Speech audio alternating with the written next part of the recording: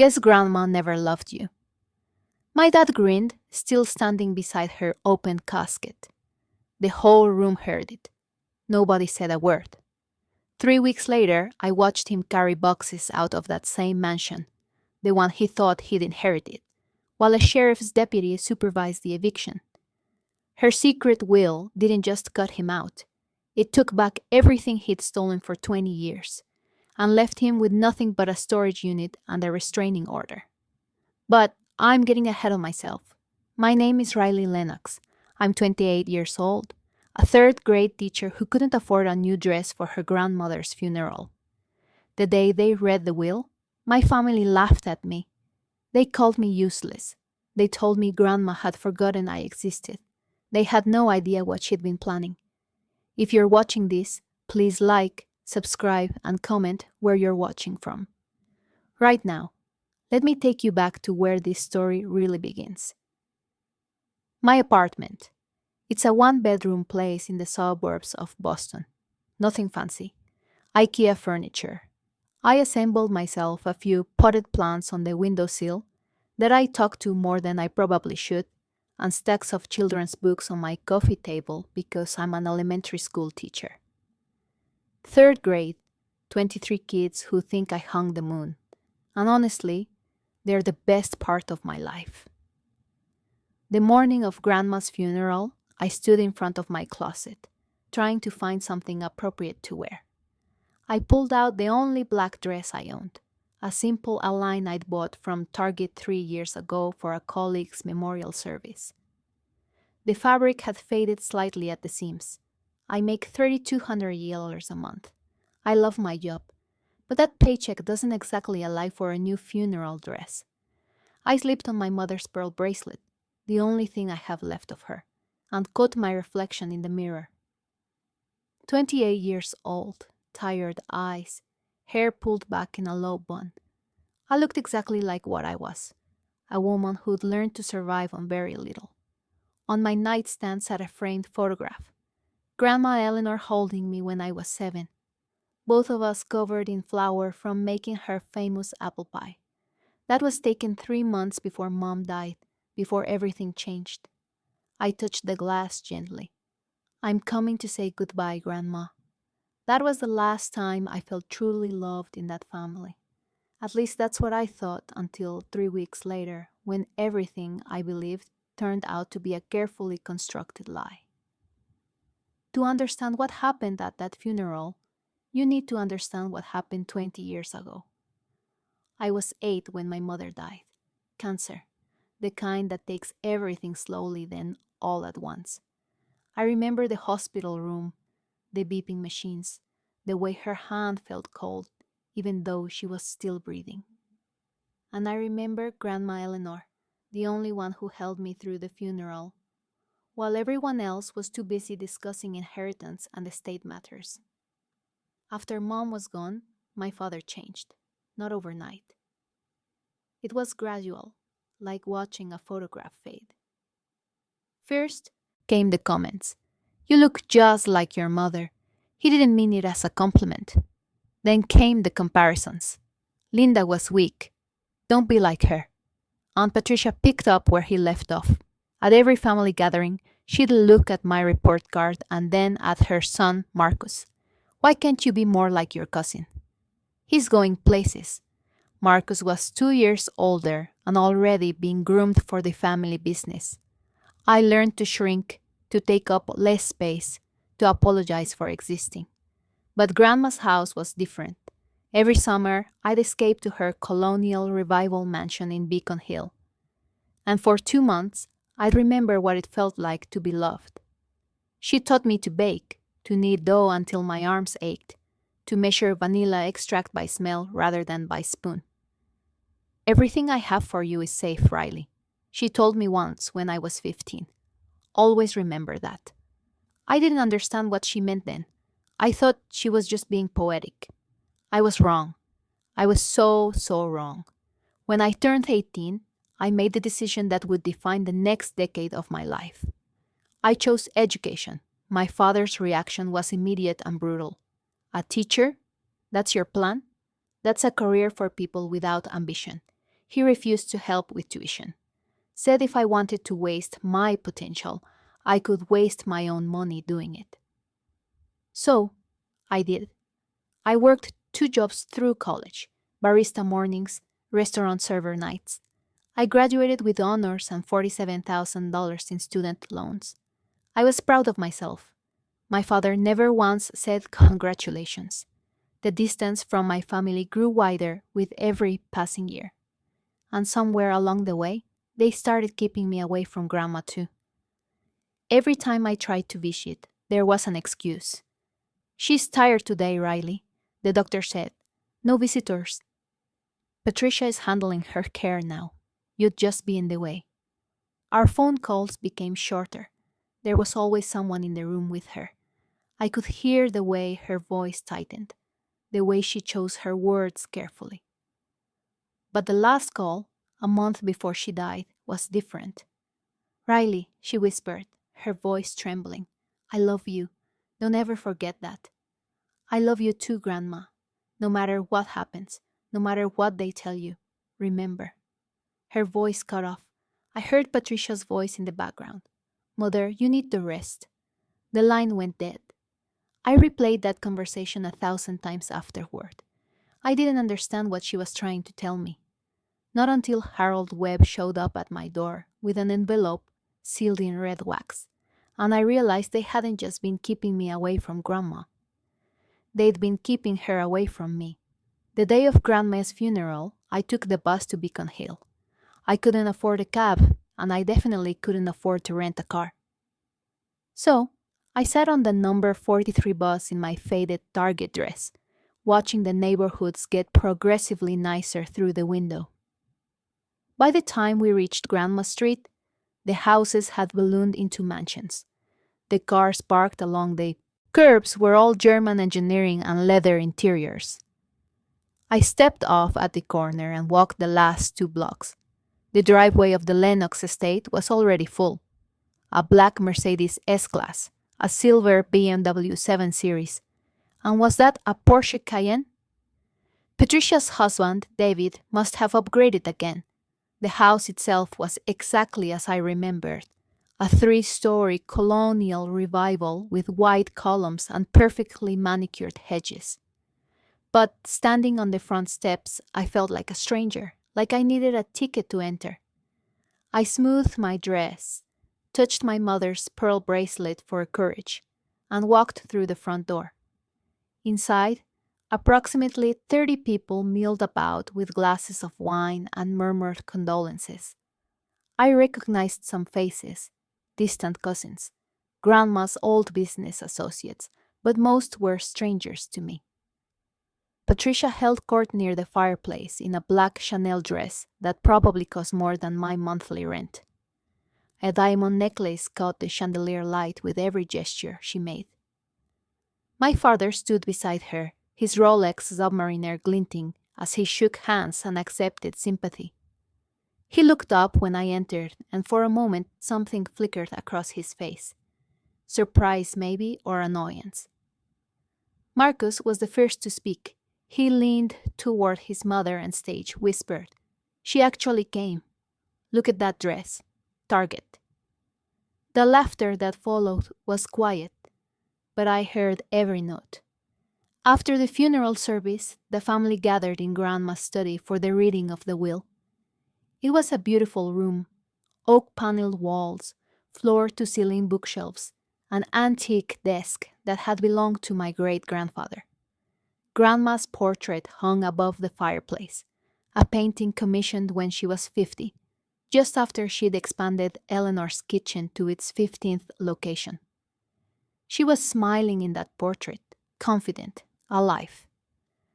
I took a seat in the corner near the window, as far from my father and Patricia as I could manage. About 20 family members had crowded into the room, everyone who thought they might be mentioned in the will. The lawyer, Mr. Cromwell, was a thin man with wire-rimmed glasses and a Louis Vuitton briefcase. He'd been the family's attorney for as long as I could remember. He cleared his throat and opened a manila folder. The last will and testament of Eleanor Margaret Lennox dated March 15th of this year. March 15th, just 3 months before she died. Cromwell began reading, I, Eleanor Margaret Lennox, being of sound mind and body, hereby bequeath my estate as follows. The room was silent except for the ticking of the grandfather clock. To my son, Daniel Lennox, I leave the family residence at 837 Beacon Street, along with all associated real property. My father nodded slowly, as if this was exactly what he'd expected. To my daughter, Patricia Lennox Hartwell, and my son, Daniel Lennox, I leave my shares in Eleanor's Kitchen LLC, 49% to each, with 2% designated for the company's charitable foundation. Patricia's hand went to her diamond necklace. She smiled. Cromwell turned the page and then he closed the folder. That was it. My name hadn't been mentioned once. The silence that followed lasted maybe 3 seconds. To me, it felt like 3 hours. I sat frozen in my chair by the window, my hands clasped in my lap, trying to process what I just heard. Nothing.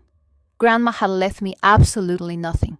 Not a single photograph, not a piece of jewelry, not even my name in a sentence. Then, my father turned to look at me, his lips curled into a smile.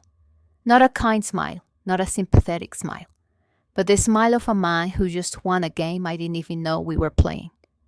Well, Riley, his voice carried across the room, making sure everyone could hear. Guess she never really loved you. Someone laughed, then someone else. The sound rippled through the study like poison in water. Patricia adjusted her Hermes scarf, burnt orange, silk, probably worth more than everything in my closet combined, and added her own observation. At least now she knows her place. Marcus snorted from across the room. Maybe Grandma knew she'd just waste the money. Can't exactly invest in a teacher's salary, can you? More laughter, louder this time. I looked around the room at the faces of my so-called family. Not a single person spoke up. Not one person said, "That's enough." They just watched, some with amusement, some with pity, but none with defense. I wanted to scream. I wanted to cry. I wanted to knock that smug smile off my father's face and tell him exactly what I thought of him. But I didn't give them the satisfaction. I stood up slowly. I smoothed my faded dress. I nodded once, not in agreement, but in acknowledgement. Acknowledgement that I finally understood exactly who these people were. And then I walked out. I didn't run. I refused to run. I walked through the study door, across the marble foyer, past the crystal chandelier and the fresh flower arrangements, and all the expensive trappings of a life I'd never been allowed to be part of. My heels clicked against the hardwood floors, cheap heels probably compared to Patricia's Louis Vuitton. But I kept my spine straight and my chin up. Behind me, I heard Patricia's voice pitched just loud enough to travel. See, she doesn't even have the courage to fight back, just like her mother. Weak. I didn't turn around. The front door felt heavier than I remembered, or maybe I was just exhausted. I stepped out onto the stone porch, down the steps, past the row of luxury cars that gleamed in the autumn sunlight. The air was crisp, October in Boston, and I pulled my thin cardigan tighter around my shoulders. The bus stop was 2 blocks away. I had 16 minutes until the next number 43. I was halfway down the driveway when I felt eyes on me. I turned. Rosa, Grandma's housekeeper for the past 25 years, stood in the side doorway. She was a small woman, silver-haired now, with kind eyes that had always reminded me of my mother's. She didn't wave. She didn't call out. But when our eyes met, she nodded just once, just slightly. And in that moment, something passed between us. Something I couldn't name, but would understand later. On the bus ride home, I pressed my forehead against the cold window and watched the nice neighborhoods give way to ordinary ones. Rain had started to fall. blurring the street lights into watercolor smears. I told myself Grandma loved me. I had to believe that because if she didn't, then what had the last 20 years meant? 3 weeks passed. I went back to work. I taught my third graders about fractions and the water cycle and the difference between similes and metaphors.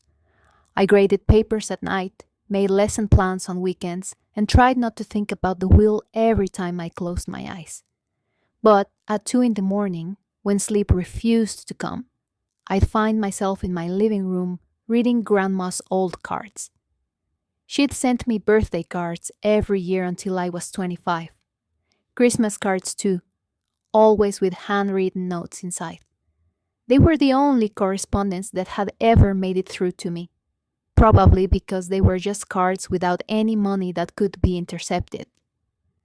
I spread them out on my coffee table now, studying her familiar handwriting, blue ink on cream-colored crayon and Comey stationery. To my dearest Riley, never forget how much you are loved. Happy birthday, sweetheart. Stay strong. Be brave. Remember, everything I have for you is safe. That phrase again. Everything I have for you is safe. What did it mean? Had she planned to leave me something and changed her mind? Had my father convinced her I didn't deserve it? Had she simply forgotten about me at the end? The questions circled my mind like vultures, but the answers remained stubbornly out of reach. By the third week, I'd almost convinced myself to let it go, to accept the narrative my family had presented. Grandma hadn't loved me enough. I hadn't been worth remembering. Almost. Then, on a quiet Saturday afternoon, my doorbell rang. I wasn't expecting anyone. I never had visitors. Not anymore. I wiped my hands on my jeans, walked to the door, and opened it. The man standing on my doorstep was about to change everything I thought I knew. He was tall, maybe 65 or 70, with silver hair combed neatly back, and the kind of posture that suggested decades of courtroom experience. His suit was a charcoal three-piece, well-worn but expensive, the kind of quality that ages gracefully rather than deteriorates. He carried an old leather briefcase that looked like it had traveled to 1,000 depositions. Miss Riley Lennox. His voice was calm, measured, professional. Yes, my name is Harold Webb. I was your grandmother's personal attorney for the past 30 years. I blinked. But the family lawyer is Mr. Cromwell. He read the will at the funeral. Harold Webb smiled slightly, the kind of smile that held secrets. Mr. Cromwell is your father's attorney, Miss Lennox. He has never been your grandmother's attorney. I have that distinction. He paused. May I come? In? I have something to deliver to you, and I think you'll want to be sitting down when you see it. My heart began to hammer against my ribs. I stepped aside and let him enter. My apartment must have looked impossibly small compared to wherever a lawyer like him usually conducted business.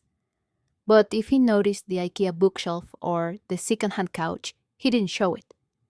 He simply sat in the armchair I offered and placed his briefcase on the coffee table. From inside, he withdrew an envelope.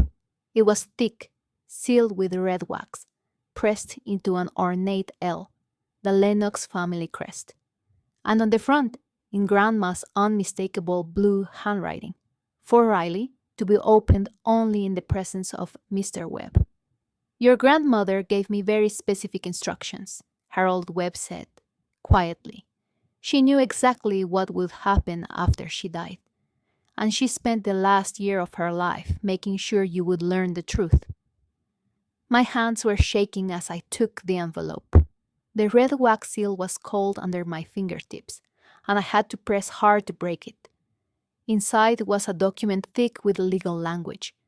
But even through the legal ease, certain phrases jumped out at me like flares in the darkness. Last will and testament of Leland Margaret Lennox, executed January 15th. January 15th, 2 months before the will that Cromwell had read. Harold Webb leaned forward slightly. This will was executed at my office in Vermont, before an independent notary public. 2 witnesses signed, Mrs. Dorothy Whitmore and Mr. James Collins, both longtime friends of your grandmother. Neither has any connection to your father or aunt. I kept reading, my pulse pounding in my ears. To my beloved granddaughter, Riley Eleanor Lennox, I leave the entirety of my estate, the family residence at 8047 Beacon Street, my 100% ownership stake in Eleanor's Kitchen LLC, and all financial accounts held in my name, totaling approximately $2.3 million. I stopped breathing. My son Daniel and my daughter Patricia are to receive nothing. They have already taken far more than their share during my lifetime, through means I will detail in the accompanying letter.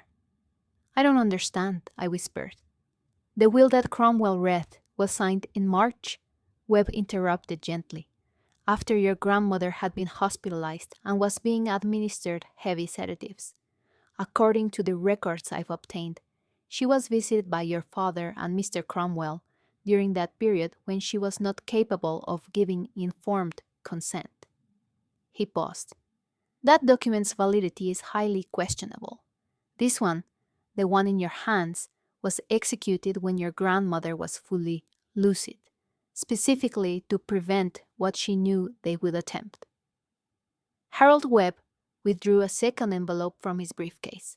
This one wasn't sealed with wax. It was simply a cream-colored envelope, slightly worn at the edges, as if it had been handled many times before finally being set aside. Your grandmother wanted you to have this as well, he said. She wrote it over the course of several months. It explains everything. I opened it with trembling fingers. Inside were 8 pages of handwritten text, covered front and back in Grandma's familiar blue ink. The paper smelled faintly of lavender. Her signature scent. My dearest Riley, it began. If you're reading this letter, it means I am gone. And it means they did exactly what I feared they would do. Cut you out entirely and make you believe I never loved you. Nothing could be further from the truth. I need you to know something that will be painful to read. For the past 20 years, since your mother's death, I have been sending you money. $500 every month deposited into an account that was supposed to be in your name. The total amount is $120,000. You never received a penny of it. Your father changed the account information without my knowledge. He's been keeping every transfer for himself. I didn't discover this until 3 years ago, when I noticed discrepancies in my banking records. By then, I was already growing weak, and they had begun to isolate me. They hired nurses who reported to them, not to me. They limited my phone calls. They screened my visitors. They were waiting for me to die so they could take everything. But they underestimated me, sweetheart. They forgot that I built a business empire from a single bakery. They forgot that I've kept records of every transaction I've ever made. Everything is documented. Everything is proven. And I've arranged for you to receive it all when the time is right. I had to stop reading. My vision had blurred with tears. 20 years. $120,000 stolen by my own father. I wiped my eyes and kept reading. In the safety deposit box at First National Bank in Vermont, you will find everything you need. Rosa has the access code. I trusted only her with it. Inside, there are 20 years of bank transfer records, account statements showing Daniel's name on the receiving account, and printed copies of emails between your father and Patricia, discussing how to keep Riley from finding out. Harold Webb placed another document on my coffee table. This one was stamped with an official seal and the words to be read at the next family reunion. Your grandmother was meticulous, he said. She knew your father would call a family meeting within 3 months of her death. It's tradition. The Lennox family always gathers to formally divide assets after the mourning period. She wanted the truth to come out there in front of everyone. I opened the document. Inside was a precisely organized summary. Transaction dates, account numbers, email timestamps, witness statements, everything numbered, everything notarized. She planned this, I said more to myself than to Webb. For nearly 3 years. Yes, your grandmother was dying slowly, Miss Lennox. She knew she couldn't confront your father directly. He controlled too much of her daily life by the end. The doctors, the nurses, even her phone. But she could prepare, she could document, and she could make sure that when the moment came, you would have everything you need to reclaim what was always yours. I looked down at the papers in my lap, the will, the letter, the evidence folder. The family reunion is in 2 weeks, continued. I'll make the necessary arrangements. The question is, are you ready to walk back into that house? I thought about my father's smirk, Patricia's Hermes scarf, their laughter at my grandmother's funeral. I'll be there. Before the reunion, I needed to see Rosa. We met at a small cafe in Cambridge, neutral territory, away from any watchful eyes. She was waiting when I arrived, a cup of untouched coffee growing cold in front of her. When she saw me, her eyes immediately filled with tears. Mija. She stood and pulled me into a hug. I'm so sorry. I wanted to tell you. For years, I wanted to tell you. We sat down and she told me everything. Your grandmother loved you more than anyone else in this world, Rosa said, gripping my hands across the table. But they controlled her, Riley. They controlled everything. I watched them do it, watched your father limit her phone calls, screen her visitors, even monitor what she wrote in letters. The Christmas cards, I said. That's why they never had money in them anymore. Rosa nodded. She tried. At first, they intercepted the checks. After that, she could only send cards, and she had to be careful even with those. Patricia read them before they were mailed, but she was documenting everything for years. Rosa's voice dropped to a whisper. She would call me into her room at night when the nurses weren't watching. Rosa, she'd say, I need you to remember something for me. She gave me the safe deposit box code, piece by piece, one number at a time so no one would ever find the full sequence written down. And the emails, the bank records, all in the box. She printed everything herself late at night on the office computer when they thought she was sleeping. Rosa's eyes blazed with quiet fury. That woman was sharper than all of them combined. She just let them think she was weak. I squeezed Rosa's hands. She was protecting me until her last breath. Mija until her last breath. Okay, friends, let's pause here for just a moment. I know you're dying to find out what happened at that family reunion. Trust me, I'll get there. But before we continue, if you're watching and you haven't subscribed yet, now's the time to hit that button and drop a comment below. What do you think my father's face looked like when the letter was read? Let's see who can guess closest. Okay, let's continue. The night after I met up with Rosa, I couldn't sleep. I sat in my apartment surrounded by documents. The will, the letter, the evidence summary spread across my coffee table like a war map. And in a way, that's exactly what it was. A battle plan carefully constructed by a woman who knew she wouldn't live to fight it herself. But I wasn't a fighter. I never had been. Part of me wanted to take the money and disappear, hire a lawyer, file the ISA. Paperwork, never see my father's face again. Did I really need to confront them publicly? Did I need to stand in that room full of people who had laughed at me and demand they listen to the truth? Then I picked up Grandma's letter and read the last page. I know this will be difficult for you, Riley. You've always been gentle like your mother was. But sometimes being gentle means being trampled. Sometimes the only way to protect yourself is to stand up and speak, even when your voice shakes. I'm not asking you to do this for revenge. I'm asking you to do this because you deserve to be seen.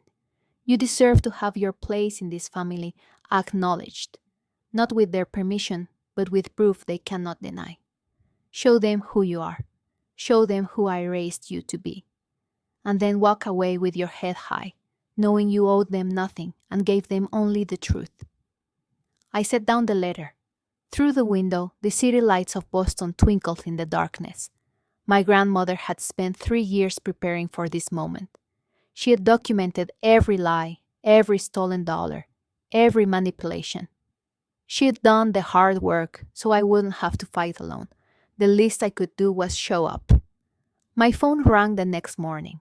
The caller ID said, "Dad." He hadn't called me in over a year. My stomach clenched as I answered. "Riley."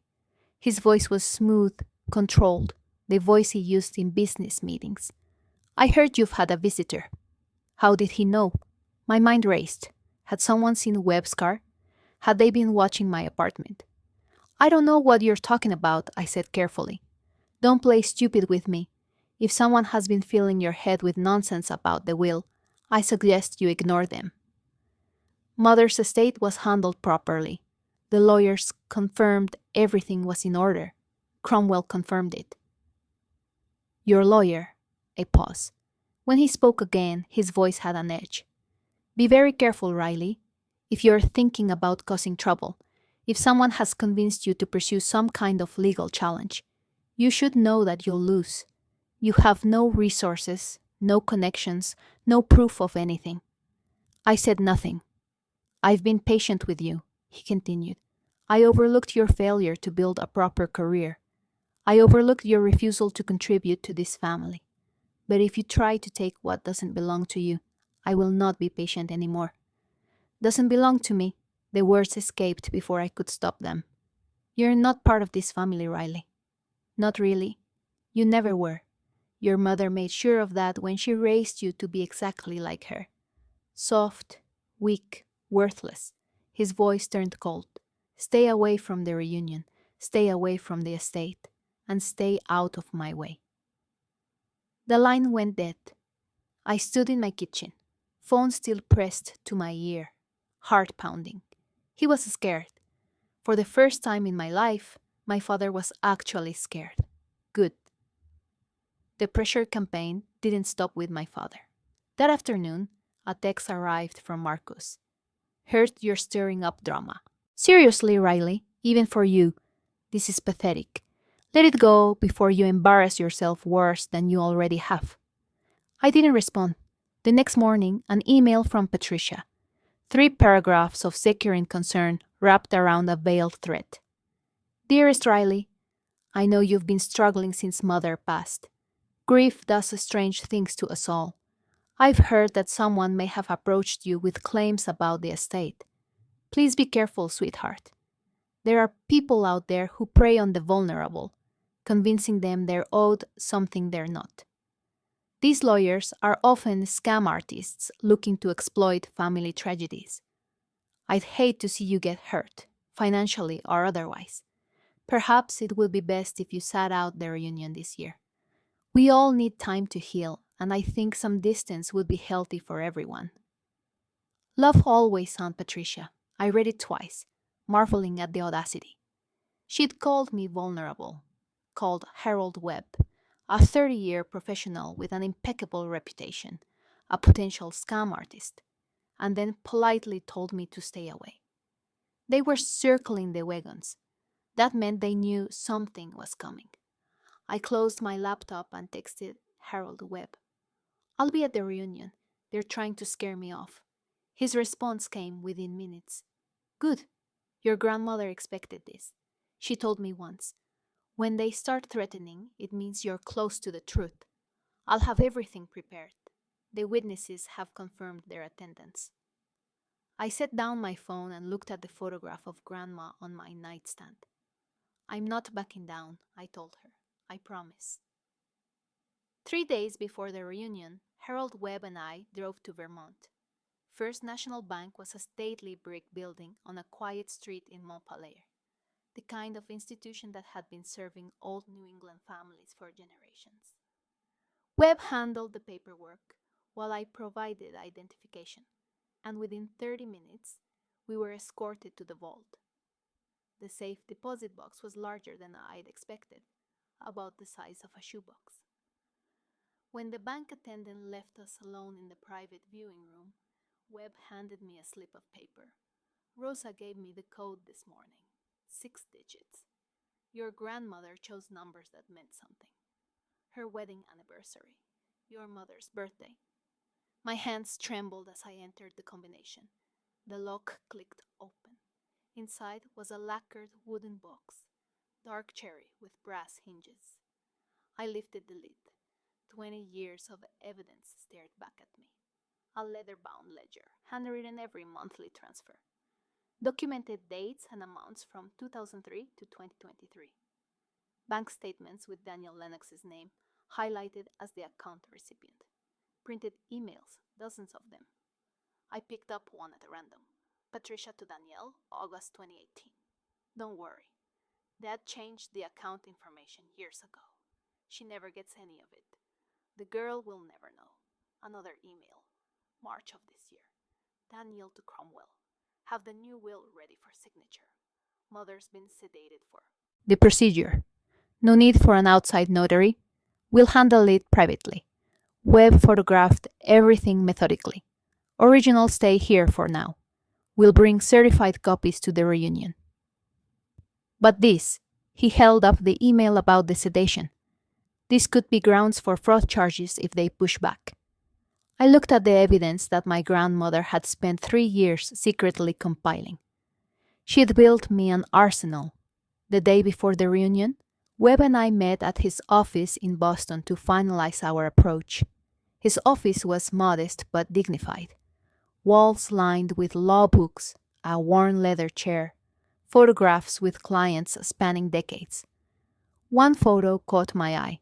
A younger Webb standing with Grandma outside the original Alaner's Kitchen bakery. Both of them smiling. She was the toughest client I ever had, Webb said, noticing my gaze, and the kindest. She knew exactly what she wanted, and she made sure I understood. Everything was for you. We reviewed the plan. The reunion was scheduled for 2 Tokyo at the Beacon Hill estate, the traditional time for the family to formally discuss asset distribution. I had every right to attend as a family member. Webb would accompany me as my legal representative. We don't accuse, Webb instructed. We don't attack. We simply present the facts. Your grandmother's letter, the will with its proper witnesses, the documented evidence. Let the papers speak for themselves. What if they try to throw us out? They won't. Not with witnesses present. He smiled slightly. Mrs. Whitmore and Mr. Collins have already confirmed they'll be there. They were your grandmother's closest friends for 50 years. They watched her build that business. They're not going to let her final wishes be ignored. I nodded, but my stomach was still churning with nerves. Miss Lennox. Webb's voice softened. Your grandmother believed in you. She spent her final years making sure you would have the tools to stand up for yourself. Don't think of this as a confrontation. Think of it as a delivery. You're simply delivering the message she was never allowed to give in person. I took a deep breath. Then, let's make sure she's heard. The night before the reunion, I sat alone in my apartment with Grandma's letter in my lap. Outside, Boston was quiet, the kind of late-night stillness that makes everything feel amplified. My own breathing, the ticking of the clock, the weight of what tomorrow would bring. I read her words again for what must have been the 100th time. Show them who you are. Show them who I raised you to be. Who was I? A third-grade teacher with a faded Target wardrobe and $47,000 in student debt. A woman who had spent her whole life trying to shrink small enough to avoid her father's contempt. A girl who had believed, even when every instinct told her otherwise, that maybe she just wasn't worth loving. But Grandma had loved me quietly, fiercely, strategically. She'd loved me enough to document every injustice for 3 years. She'd loved me enough to build a case that couldn't be disputed. She'd loved me enough to reach beyond the grave and say, I see you. I believe in you. Now believe in yourself. I picked up my mother's pearl bracelet from the nightstand and clasped it around my wrist. Mom would have been proud of this moment too. I thought she'd always told me that strength wasn't about being loud. It was about knowing when to stand firm. Tomorrow, I would walk into that house for the third time in my life. The first time as a child before everything went wrong. The second time for a funeral where they laughed at my grief. And now, this time, not as a victim, but as the executive of my grandmother's final wish, I laid the letter carefully on my nightstand and finally closed my eyes. Tomorrow, the truth would speak. Webb picked me up at noon in his silver Volvo. Nothing flashy, just reliable and dignified like the man himself. I'd spent an hour getting ready. For the first time in years, I hadn't dressed to disappear. I wore a navy blue dress, simple, well cut, bought with 2 months of savings, my mother's pearl bracelet, a touch of lipstick. I looked professional, put together like someone who belonged in any room she chose to enter. The drive to Beacon Hill took 25 minutes. Neither of us spoke much.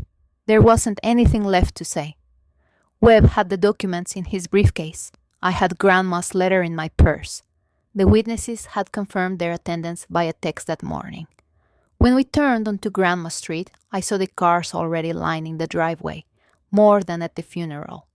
This was the big event after all, the official asset division, the moment they'd all been waiting for. Webb parked at the curb, and we walked up the front path together. The door was open, and the sound of conversation drifted out. Laughter, clinking glasses, the confident voices of people who believed they'd already won. The foyer was crowded. I counted at least 40 faces, maybe more. Cousins I barely knew, business associates, Patricia's social circle, everyone dressed in their finest, as if this were a celebration rather than a reckoning. And there, in the center of the living room, stood my father. He was mid-con conversation with Cromwell when he looked up and saw me. His expression shifted. Surprise, then anger, then just for a second, fear. Patricia turned a moment later.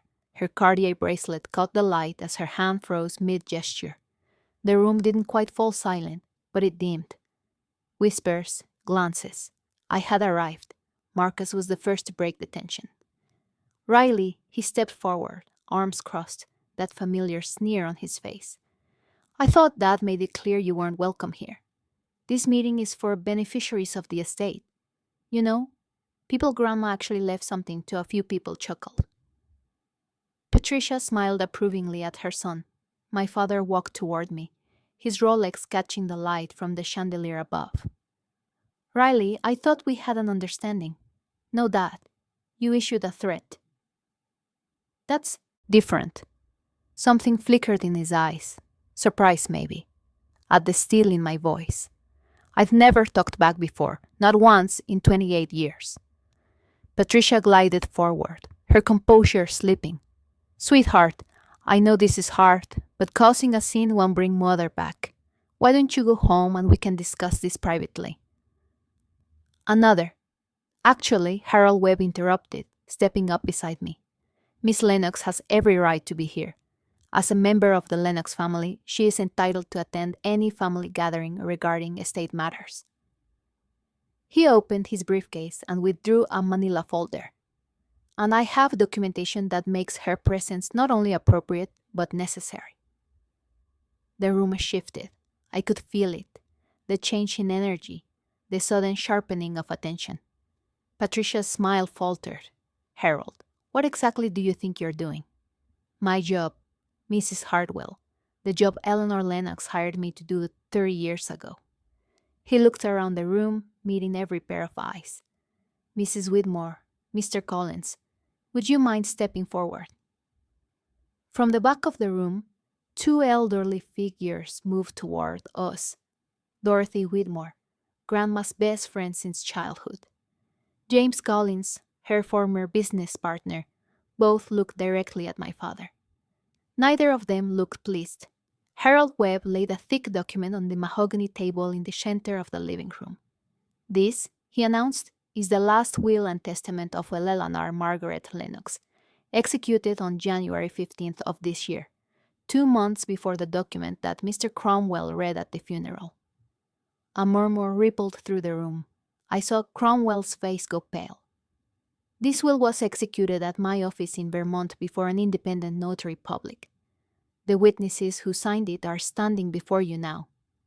Webb gestured toward Mrs. Whitmore and Mr. Collins. Both have sworn affidavit, attesting to Mrs. Lennox's mental clarity at the time of signing. Mrs. Whitmore's voice rang out clear and sharp. Eleanor was as lucid as anyone in this room, more so than most, I'd say. She knew exactly what she was doing. James Collins nodded. I've known Eleanor for 60 years. She was not confused.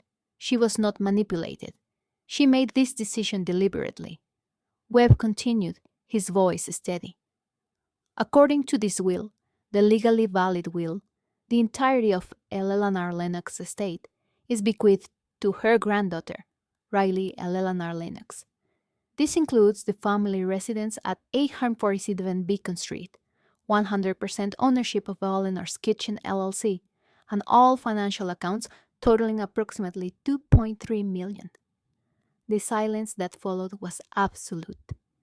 40 sets of eyes turned to look at me, then at my father.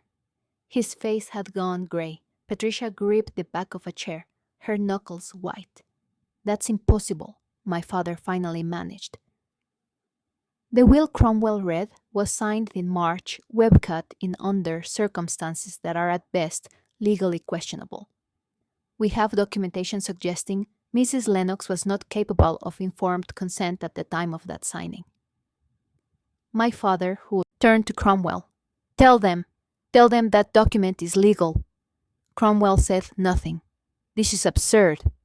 My father's voice cracked through the silence like a whip. My mother was clearly not in her right mind when she signed that fabrication.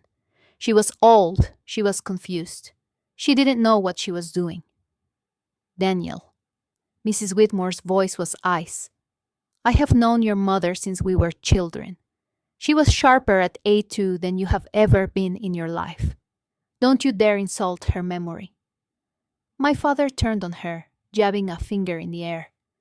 "You don't know what you're talking about. Mother was manipulated by her, probably," he pointed at me, "or by this ambulance-chasing lawyer who—" "Mr. Lennox," Webb interrupted calmly, "I would caution you against making defamatory statements in front of 40 witnesses. I'll say whatever I damn well please. This is my house."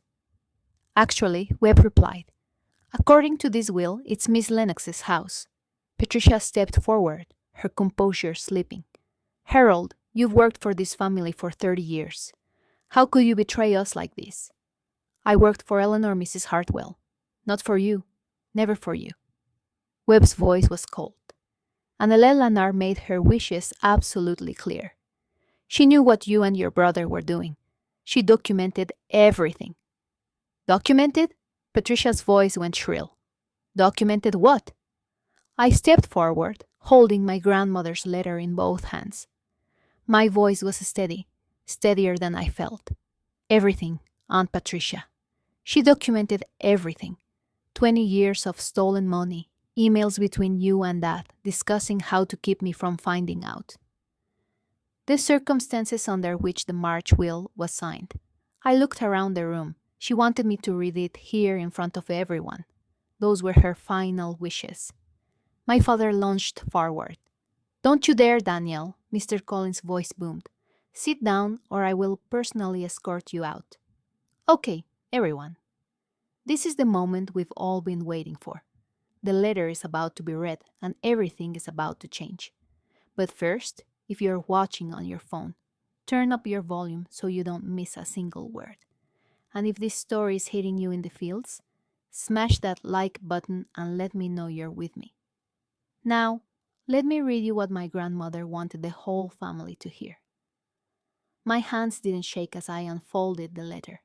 Something had settled inside me, a quiet certainty that this moment was exactly what Grandma had designed it to be. "This letter," I said, my voice carrying across the silent room, "was written by my grandmother, Eleanor Lennox, in the final year of her life. She asked that it be read at the first family gathering after her death. Word for word, I began to read. To those I called my family. If Riley is reading this letter, it means I am gone. It also means you did exactly what I knew you would do. You cut her out of my will and told her I never loved her. Let me be absolutely clear. I loved Riley more than anyone else in this family. She was the only one who visited me because she wanted to, not because she wanted something. She was the only one who reminded me of why I built my business in the first place. To create something with love, not greed. I paused, letting the words settle. Patricia had gone white.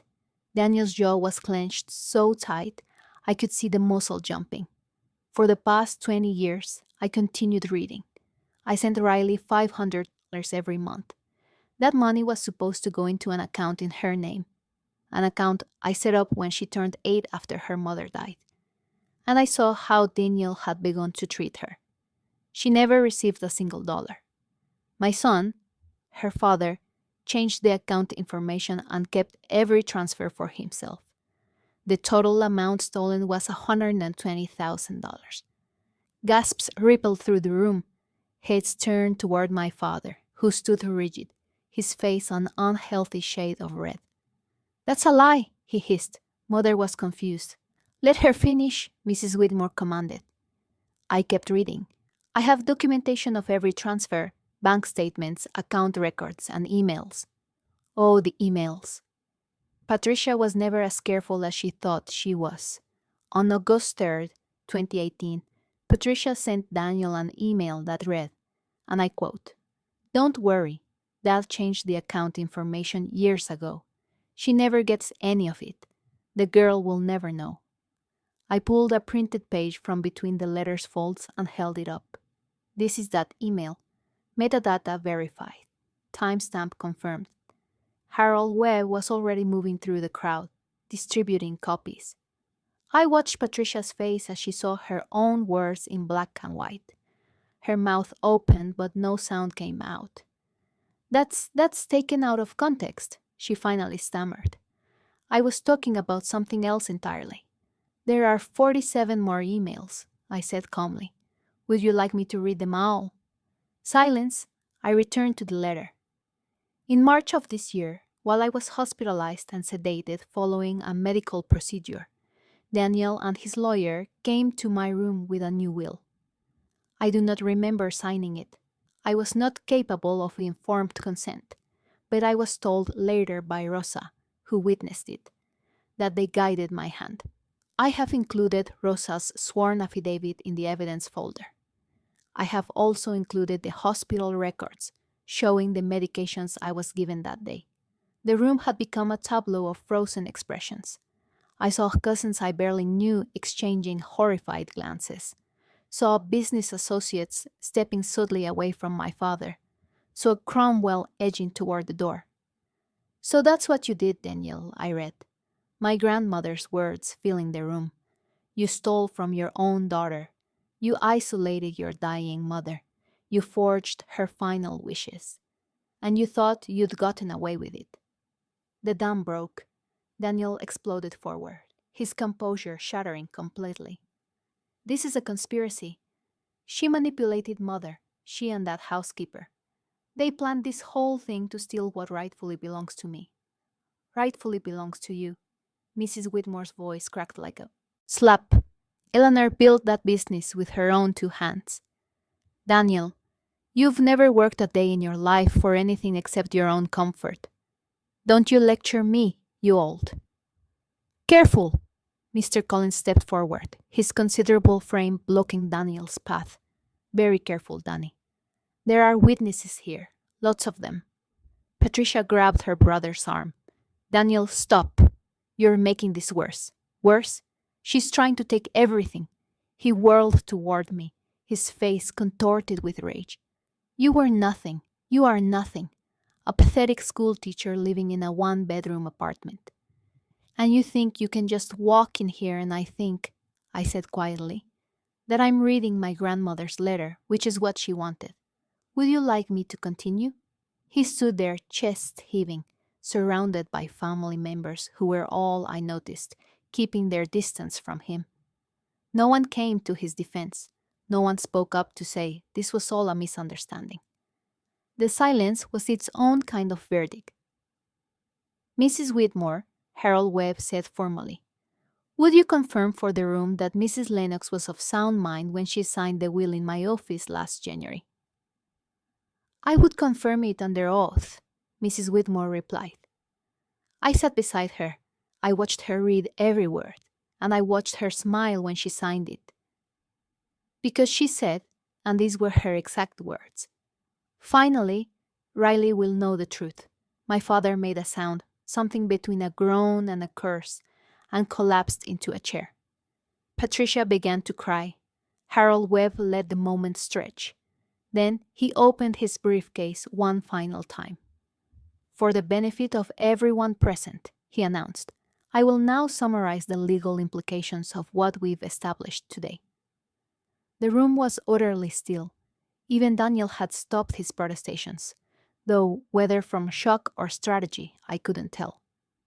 First, the will executed in my office in January, witnessed by Mrs. Whitmore and Mr. Collins before an independent notary, is the legally valid last will and testament of Eleanor Lennox.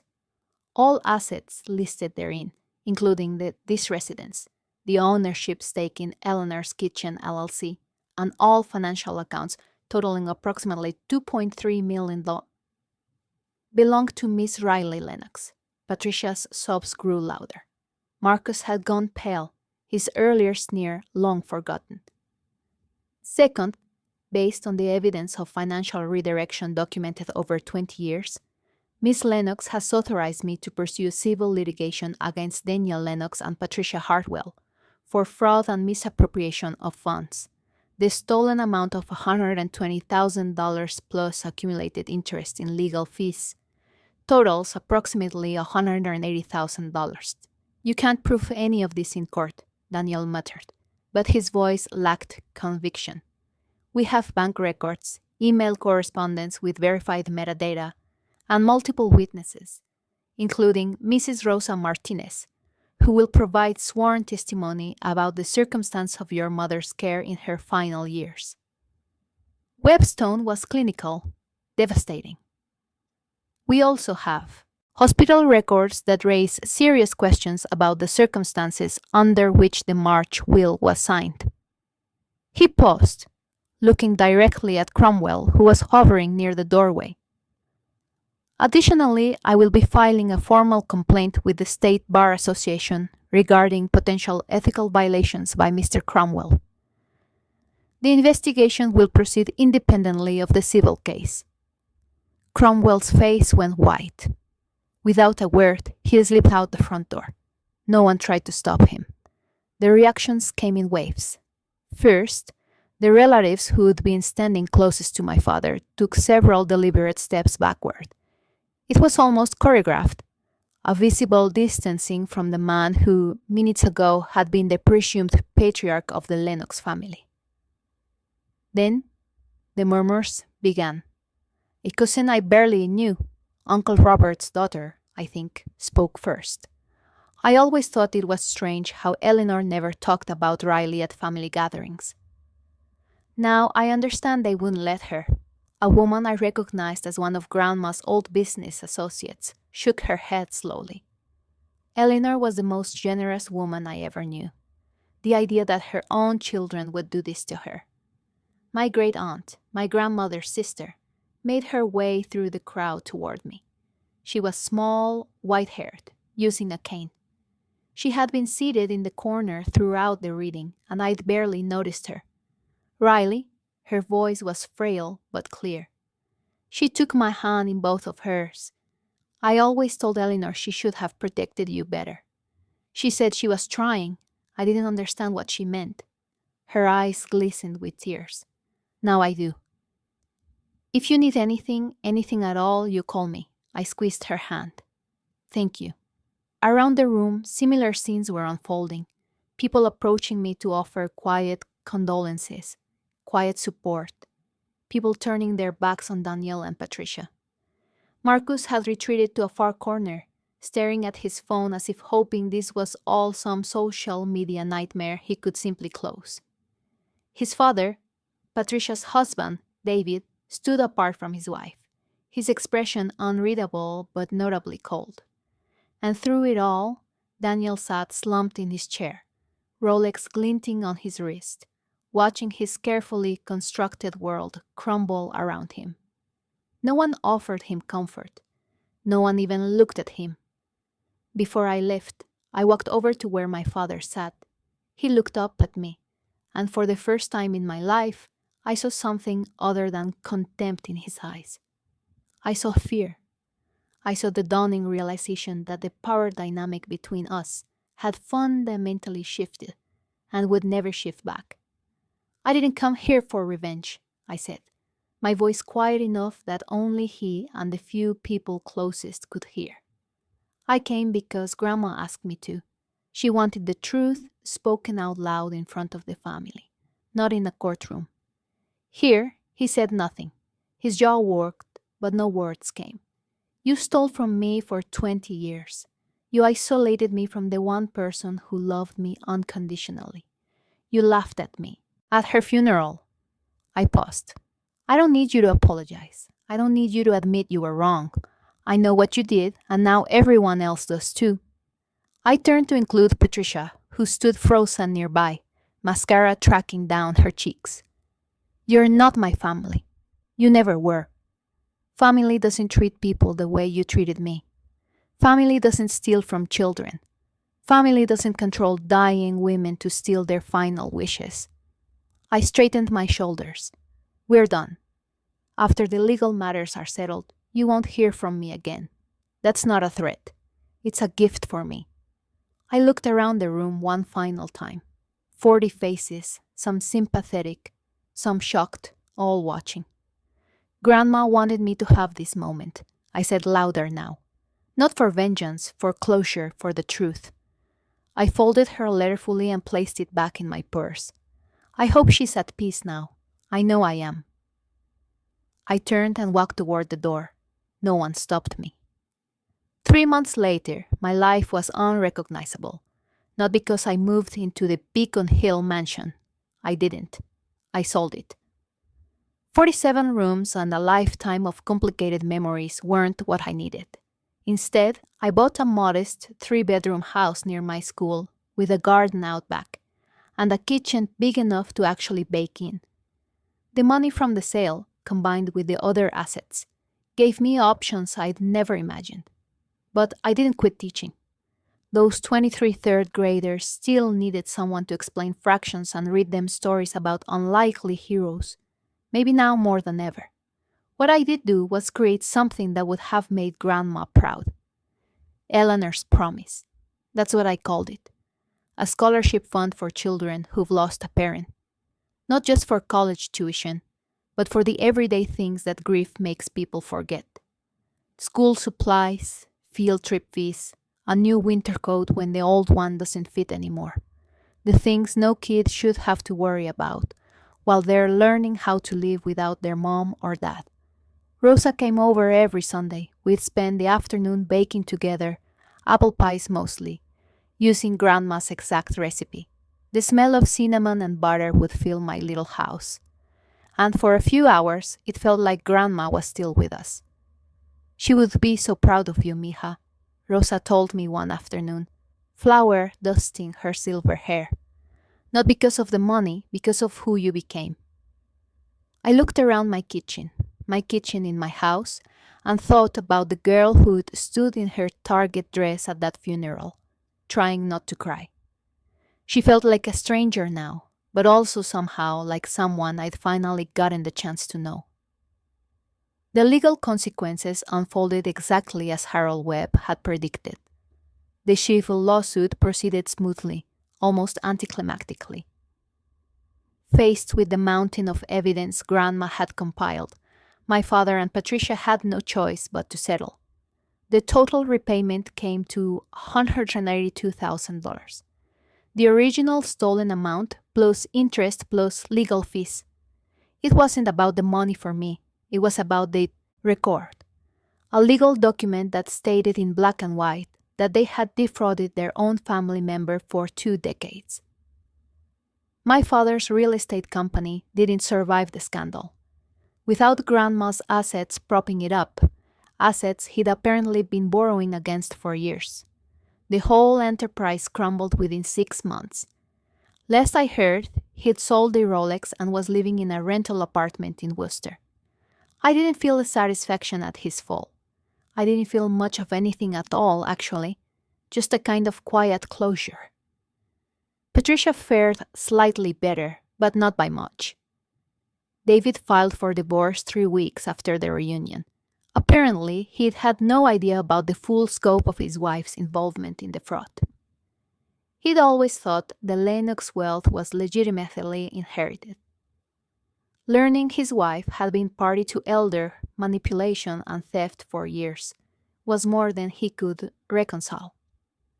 Marcus lost his position at his father's company when the company ceased to exist. For the first time in his life, he had to apply for jobs like everyone else. I heard through the family grapevine that he was working as a financial analyst at a mid-tier firm in Connecticut. A solid job, actually. Maybe being forced to earn something for once would be good for him. Cromwell's license to practice law was suspended pending investigation. The outcome was still uncertain, but his reputation was thoroughly destroyed. Actions had consequences. Finally, on the 1-year anniversary of Grandma's death, I drove to the cemetery alone. It was a perfect autumn day, the kind she would have loved. Golden leaves crunching underfoot, that crisp New England chill in the air, the smell of wood smoke from somewhere distant. I carried a bouquet of white roses and a small container of apple pie, still warm from my oven. Her headstone was simple, elegant. Eleanor Margaret Lennox, 1941 to 1993. She built with love. I'd chosen that inscription myself. It seemed right. Hi, Grandma. I settled onto the grass beside her grave, not caring if my coat got dirty. It's been a year. I wanted to tell you what happened. I talked for almost an hour about the reunion and the expressions on their faces when the truth came out. About selling the house and starting the scholarship fund. About Rosie's Sunday visits and the way my kitchen smelled like her kitchen you said to smell. I think I finally understand what you were trying to teach me, I said eventually. All those summers, all that baking, you weren't just teaching me recipes. You were teaching me that love is patient, that it plans ahead, that sometimes the strongest thing you can do is prepare quietly and let the truth speak when the moment is right. I touched the cold granite of her headstone.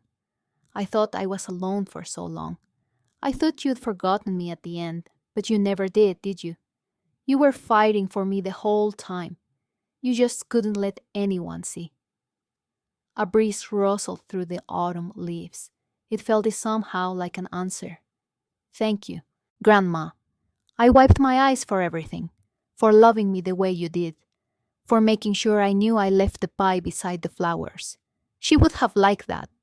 So, that's my story, the whole thing, from the funeral where they laughed at me to the reunion where the truth came out to the life I'm living now. If you're watching this and you've experienced something similar, if your own family has made you feel worthless, or taken things that belong to you, or told you that you don't matter, I want you to know something. Your value isn't determined by the people who should have loved you but didn't. It isn't measured by whether they apologize or admit they were wrong. It isn't contingent on their recognition or their approval. Sometimes the people who truly love us can't say it out loud. Sometimes they're trapped by circumstances or illness, or the very people they're trying to protect us from. But that doesn't mean the love isn't real. Sometimes it shows up years later in documents and letters and carefully preserved evidence of every injustice. And sometimes the best thing you can do for yourself is walk away from people who hurt you, even if they share your blood. That's not betrayal. That's self-preservation.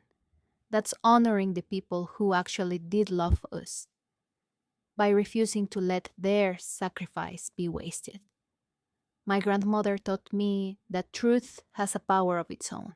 You don't need to scream, you don't need to fight. Sometimes you just need to let the paperwork speak for itself. I still teach third grade. I still bake apple pies on Sunday. I still wear my mother's pearl bracelet every single day. But I'm not the girl who stood in that funeral parlor believing she was unloved. I know better now. And that knowledge, that certainty, was my grandmother's real gift. Not the money, not the house, the truth. I hope you find yours too. Thank you so much for listening to my story. If it resonated with you, I'd love it if you'd share it with someone who needs to hear that they're not alone. Before you go, hit like, subscribe, and drop a comment with your city, because your support keeps these real life family justice stories coming. There are more stories like mine waiting for you. Take care of yourselves, okay? Set those boundaries, know your worth, and remember, the truth has a way of coming out eventually. See you in the next one.